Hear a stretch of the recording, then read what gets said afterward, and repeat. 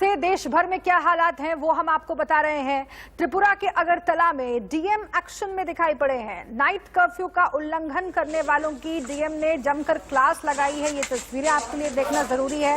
धारा 144 लागू होने के बावजूद लोग शादी के दौरान भीड़ लगाए हुए थे। जब डीएम मैरिज हॉल पहुंचे तो उनका गुस्सा सातवें आसमान पर था। उसके बाद जो हुआ वो आपके सामने है। डीएम ने सख्त रवैया अपनाते हुए सबकी खबर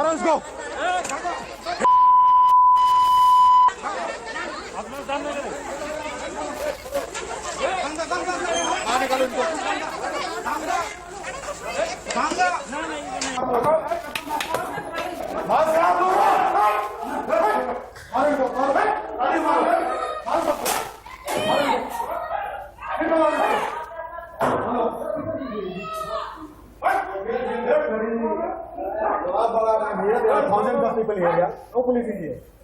And they are conducting bloody marriage, yeah. चले बाहर निकलिए. Out. Good. चलो बाहर निकलो.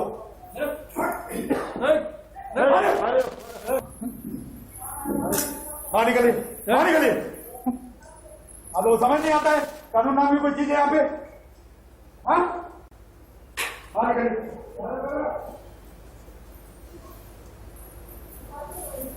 चलो बाहर निकलो. Hello. You are not violating. The timing. What time is the night curfew? Night curfew is 10, but if the auspicious time is 11, then what can we do? Then you do at your home, inside your room, not in a marriage hall. You please read 144 order carefully. You seem to be an educated man. Don't talk like a bloody villager, uneducated person. Sir, don't talk to me like this. I'm a surgeon. Okay. You catch hold of this guy, obstructing public servant on duty. So what? Catch hold of him. कौन है? लाइए. Hey, Saroj. My sister's married. इधर हो. That's why you are violating. You should be arrested first of all. No. This guy, he is obstructing district magistrate on duty. Arrest him. No, sir. We are not obstructing. Arrest him. 353. Arrest him. Sir, we are I am not filing a complaint. Arrest him. Arrest him. Arrest this guy. Arrest this guy. Take him to lockup right now. Take him. Take him to lockup right now.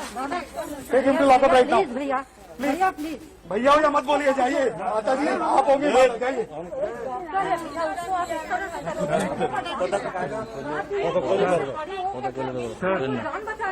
Tomorrow onwards, Manikya Court and the Gulab Bagan are banned. They will not be allowed to function for next 1 year as marriage halls. All these people who are assembled here, they have violated the order under section 144 Criminal Procedure Code, and they will be prosecuted under 188 of Indian Penal Code. They will all be arrested right now. How many people? And I will also recommend to the government to suspend OC of the West Agartala Police Station because he has not acted upon repeated complaints of people. And I, as a district magistrate, have to come here. It is very shameful on the part of the police that they have behaved like this. So how many people arrested? Now, they will count. कितने लोग इधर? Count करके बोलो. ओसी वेसी तो कल मैं suspend करा रहा हूँ. तुम लोग जो काम कर रहे हो ना, अभी काउंट कर बोलो कितने हैं. चलो, वरना तुम भी जाओगे उसके साथ. चलो. नहीं हूँ मैं सर, वो आ रहा है. तुम जो भी हो काउंट करके बोलो. I am bloody your district magistrate. Okay, what is your name? तुम भी जाओगे उसके साथ. तुम लोग साले bloody, you all are hand in gloves with this people.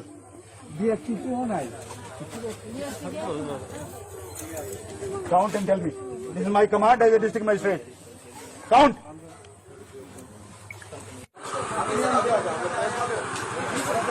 तीन आदमी कैसे बैठा है सर? लॉकअप में लेके जाओ. लॉकअप में लेके जाओ इनको.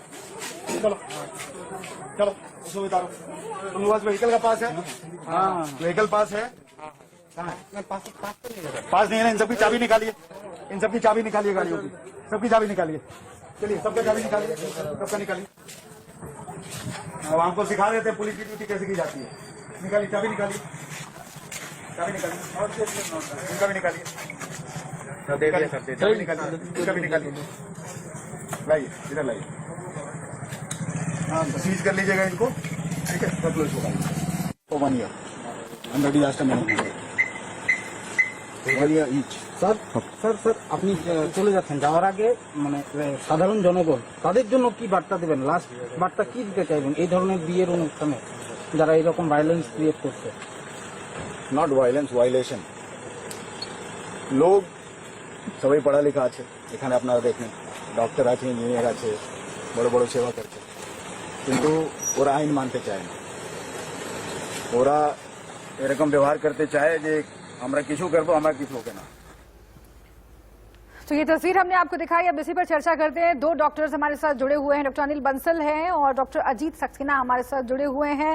डॉक्टर अनिल बंसल, ये तस्वीर आपने देखी और हमारे तमाम दर्शकों ने देखी, बहुत दिलचस्प है। और अधिकारी अगर इस तरह की सख्ती बरतने लगे न सिर्फ आम लोगों पर बल्कि नेताओं पर भी, तो जाहिर बात है कि यहाँ से स्थिति सुधरेगी। अगर पहले भी ऐसी सख्ती बरती जाती, लोग इतने लापरवाह नहीं होते, हमारे राजनेता इतने लापरवाह नहीं होते, तो यहाँ तक स्थिति इतनी खराब नहीं पहुंचती। इसीलिए कितना जरूरी है कि आज की तारीख में भी आम लोग भी चेत जाएं, तमाम जो खास लोग हैं वो भी चेत जाएं और जो अधिकारी हैं वो भी अपनी ड्यूटी अच्छे तरीके से निभाएं।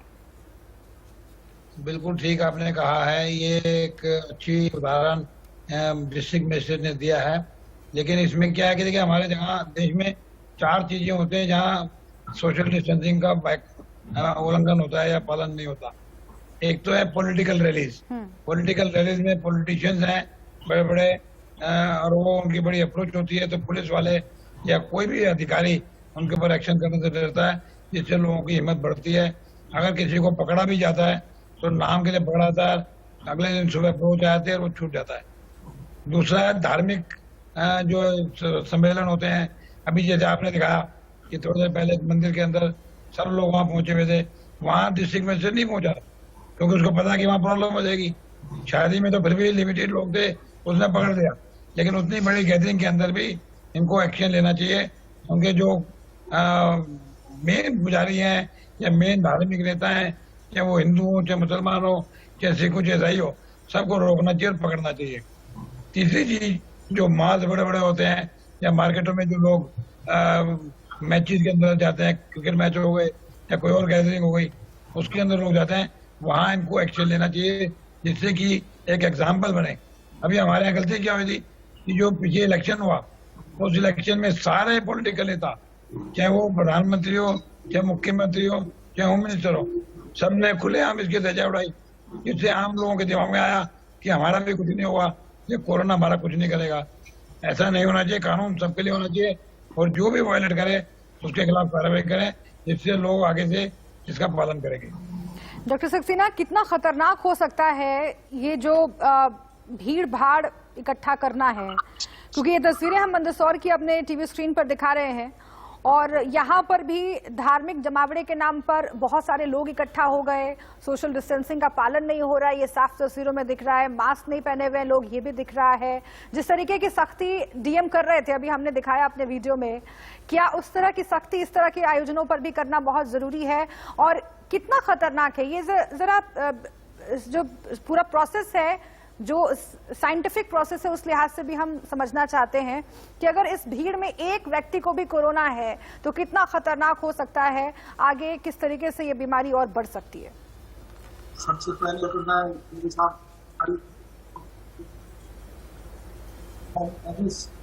बाकी अधिकारी भी शाम को रात को काम करें। जी जी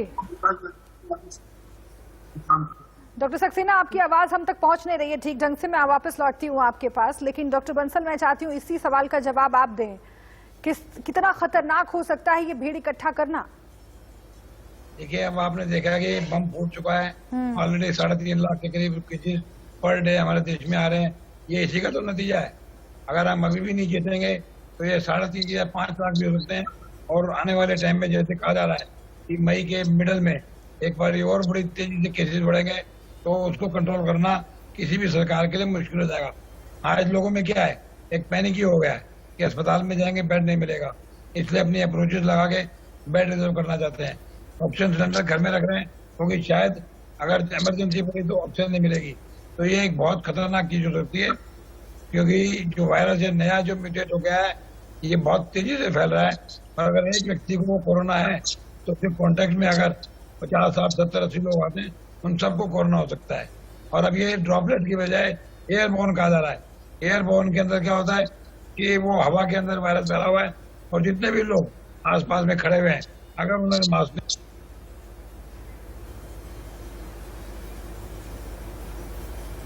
जी, तो डॉक्टर बंसल ये बता रहे हैं कितना जरूरी है सोशल डिस्टेंसिंग रखना, और तमाम जो एक्सपर्ट्स हैं, तमाम जो डॉक्टर्स हैं, वो आपसे यही अपील कर रहे हैं कि फिलहाल सावधानियां बरतना बहुत जरूरी है। लापरवाही जानलेवा साबित हो सकती है, और कई ऐसे केसेस देखे जा रहे हैं जहां पर इस तरह के जमावड़े के बाद कोरोना संक्रमित कई लोग हो गए और उन्होंने आगे भी कोरोना संक्रमित कर दिया तमाम अपने रिश्तेदारों, दोस्तों को। और उसके बाद क्या स्थिति इस देश में बन रही है, हेल्थ सेक्टर का क्या हाल है, सरकारों की जो पोल खुल रही है, उनके इंतजामों की पोल खुल रही है, वो तो आप देख ही रहे हैं। लेकिन अभी जो मदद की गुहार आम लोग लगा रहे हैं, उसकी सुनवाई कहीं नहीं हो पा रही है। बहुत मुश्किल हो रहा है, ऑक्सीजन मिलना बहुत मुश्किल हो रहा है, अस्पतालों में बेड को अरेंज कर पाना बहुत मुश्किल हो रहा है, दवाएं मिलना। और इसीलिए जरूरी यह है कि जो तमाम गाइडलाइंस है उसका पालन किया जाए। राजनेताओं से आप सवाल जरूर पूछिए, सरकार से, सिस्टम से सवाल जरूर पूछिए, लेकिन चूंकि अल्टीमेटली आखिरी तौर पर जो आम आदमी है वही पिसता है, उसी की जान पर बनती है। इसीलिए लापरवाही अभी बिल्कुल मत बरतिए। ये तमाम तस्वीरें हम आपको एक एक करके इसीलिए दिखा रहे हैं। कुछ तस्वीरें इनमें से इनकरेज करने वाली है, जहां पर लोगों ने सोशल डिस्टेंसिंग का पालन किया है, वैक्सीनेशन के लिए आगे आए हैं। लेकिन कई तस्वीरें अभी ऐसी भी हैं जहां पर धार्मिक जमावड़े के नाम पर, कहीं शादी जैसे समारोह के नाम पर लोग इकट्ठा हो रहे हैं और गाइडलाइंस का उल्लंघन कर रहे हैं। वो बहुत खतरनाक साबित हो सकता है।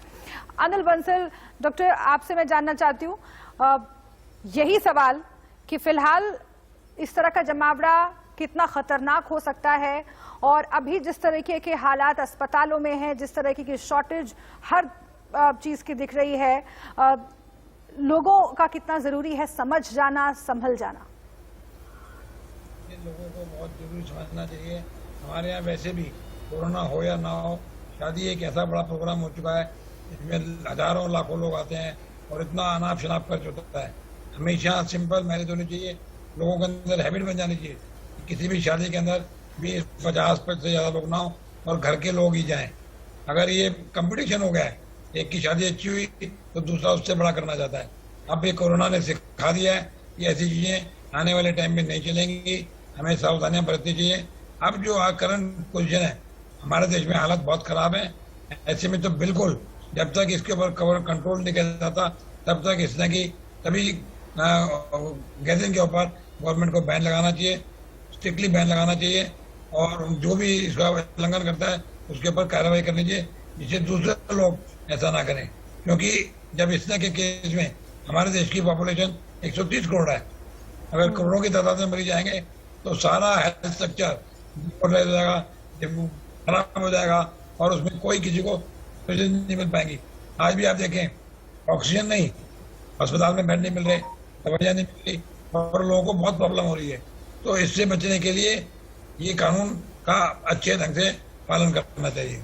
ठीक है डॉक्टर अजीत सक्सेना, जो हालात हम दिखा रहे हैं अस्पतालों के वो वाकई डराने वाले हैं।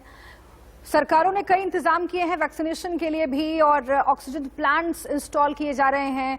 दिल्ली के मुख्यमंत्री अरविंद केजरीवाल ने कहा 1 महीने में 44 ऑक्सीजन प्लांट्स इंस्टॉल किए जाएंगे। यहां से स्थिति सुधारने के लिए कितनी तेजी लाने की जरूरत है, क्योंकि पहले भी ऐसे वादे किए गए थे, लेकिन हमने देखा कि जितना ऑक्सीजन प्लांट्स इंस्टॉल करने का वादा था उससे आधा भी नहीं हो पाया इंस्टॉल। बहुत धीमी गति से काम किया गया, एक ही ठेकेदार को तमाम काम दे दिए गए, और इसकी वजह से 162 में से सिर्फ 33 प्लांट्स लग पाए इतने महीनों में। अब अगर कहा जा रहा है कि 1 महीने में हम ये कर देंगे, इतने प्लांट्स इंस्टॉल कर देंगे, कितना मुश्किल होगा ये सरकारों के लिए पहली बात, और तब तक स्थिति को कंट्रोल में रखने के लिए जाने बड़ी तादाद में नहीं जाए, उसके लिए अस्पतालों को क्या एहतियात बरतने चाहिए? बात मेरी आवाज सुनाई दे? जी, मैं एक बात को जरूर सुने। आज सुबह जो अपोलो बहुत शर्मनाक चीज, और अस्पतालों में भी हमने के और डॉक्टर्स को उनको बदला निकाल रहे हैं। पब्लिक को ये समझना चाहिए कि किन हालात में गुजर रहा है। बेड्स नहीं है, ऑक्सीजन नहीं है, किसकी गलती है क्या है वो तो बाद में। इस समय धैर्य से काम लेना है, नहीं बचना है और सहायता करना है। जहाँ तक सवाल है ऑक्सीजन का, मेरा ये मानना है कि हिंदुस्तान में ऑक्सीजन बहुत अधिक मात्रा में प्रोड्यूस होती है। There is enough oxygen in the country, बाहर से मंगवाने की आवश्यकता नहीं है। कहाँ प्रॉब्लम है? ट्रांसपोर्टेशन की प्रॉब्लम है। उसमें हमें आर्मी की सहायता लेनी चाहिए, प्लेन्स की सहायता लेनी चाहिए, एयरलिफ्ट करना चाहिए और ऑक्सीजन सिलेंडर्स और मंगवाने चाहिए। उन चीजों की जरूरत है। आज हम बजाय पेशेंट को ट्रीट करने के हम ये सोच रहे हैं कि ऑक्सीजन के सिलेंडर 3 यहाँ से आ जाएंगे, 4 यहाँ से आ जाएंगे, हमारा काम आज का तो चल जाएगा। अरे ये सब देखने के लिए डॉक्टर थोड़ी ना काम है। इन चीजों को प्रशासन को देखना चाहिए। मेरा तो पब्लिक से यही निवेदन है, धैर्य रखें, पैनिक में ना जाएं और प्लीज प्लीज जो लोग काम कर रहे हैं उन्होंने बाधा ना डालें इस तरह की घटनाओं से। Please help us, help you. जी, बहुत इम्पोर्टेंट इंसिडेंट का आपने जिक्र किया है और इस तरह की घटनाएं बढ़नी नहीं चाहिए। वाकई अभी धैर्य दिखाने की जरूरत है, अस्पताल प्रशासन को भी, आम लोगों को भी, उन तीमारदारों को भी। हालांकि ये कहना इस घड़ी में बहुत मुश्किल होता है क्योंकि जो लोग अपनों की जिंदगी बचाने के लिए जूझ रहे हैं उनके सामने कई तरह की दिक्कतें आ रही हैं और पहाड़ जैसी चुनौतियां उनके सामने हैं। उनकी भावनाओं का जो उफान है वो भी समझा जा सकता है, लेकिन इन सब के बीच धैर्य बनाकर रखना कितना जरूरी है डॉक्टर बंसल। और अपोलो हॉस्पिटल से जो घटना सामने आई है वैसी और घटनाएं ना हो, इसके लिए आप क्या कहेंगे? बिल्कुल आपने ठीक क्वेश्चन उठाया है, क्योंकि जो डॉक्टर हैं या पैरामेडिकल स्टाफ हैं वो भी ह्यूमन बीइंग हैं, उनकी भी फैमिलीज हैं और वो लोग भी कितनी डिफिकल्ट कंडीशंस में काम कर रहे हैं। उनको पूरे चांसेस हैं कि कोविड हो सकता है पेशेंट को ठीक करते हुए। तो ऐसे में जब क्योंकि पैंडेमिक फैला हुआ है, सारा हेल्थ सेक्टर डिफंक्ट हो चुका है, तो ऐसे में डॉक्टरों की या नर्सिस की या पैरामेडिकल के ऊपर अटैक करके उनका हौसला और तोड़ रहे हैं और प्रॉब्लम को और ज़्यादा बढ़ा रहे हैं। आपको देखिए, कोई भी बीमारी के अंदर किसी के साथ मिसअप होता है तो कोई भी खुश नहीं है, लेकिन उसका असर अगर बाकी लोगों पे पड़ेगा तो वो बहुत खतरनाक होगा। इसमें एक चीज मैं बताना चाहता हूँ कि हमारे देश का हेल्थ बजट जो है बहुत कम है, इंफ्रास्ट्रक्चर बिल्कुल बना हुआ ही नहीं है। 1% ऑफ GDP हमारे देश का हेल्थ बजट है, जबकि हमारे देश की पॉपुलेशन संसार में सबसे ज़्यादा है और WHO के अकॉर्डिंगली किसी भी कंट्री का minimum health budget 10% of GDP होना चाहिए। हर साल ये थोड़ा सा बजट बढ़ाते हैं, उससे कुछ होता नहीं है। अभी आपने कहा कि 1 महीने में ऑक्सीजन पूरी हो जाएगी, जब 1 महीने में आप कर सकते हैं तो पहले क्यों नहीं किया उन्होंने? पिछली बार जब कोरोना फैला तो हमारे यहाँ कोई लेबोरेटरी नहीं थी टेस्टिंग की। मार्च के महीने में 1 लेबोरेटरी थी, लेकिन 2 महीने में इन्होंने हजारों लेबोरेटरी बना दी। तो अगर ये चाहें तो कुछ भी कर सकते हैं, लेकिन एक पॉलिटिकल विल पावर नहीं है, इसलिए ये लोग हेल्थ को नेग्लेक्ट करते हैं।